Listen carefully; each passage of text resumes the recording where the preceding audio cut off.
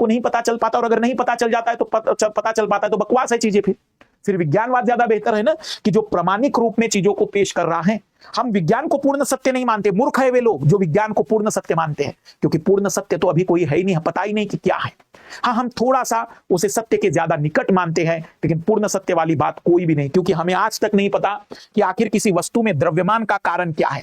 देखना, जो साइंस पढ़कर आए हैं वे थोड़ी हवाबाजी कर सकते हैं, सर हमें पता है द्रव्यमान का कारण क्या है, न्यूक्लियन है, न्यूक्लियस में बैठे हुए प्रोटॉन न्यूट्रॉन। मैंने कहा बताओ बेटा प्रोटॉन न्यूट्रॉन में द्रव्यमान क्यों है, तो किसी ने कहा सर मैंने पार्टिकल फिजिक्स पढ़ा है, वो छोटे छोटे पार्टिकल से बने। मैंने कहा ठीक है, उस पार्टिकल में द्रव्यमान का कारण क्या है, यही इनका विज्ञान खत्म हो जाता है।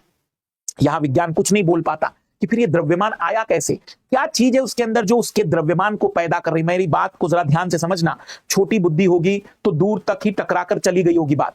मैं ये कहना चाह रहा हूं कि रियल रीजन कि आखिर द्रव्यमान क्यों आया किसी चीज में, चलो ये सब छोड़ देते हैं।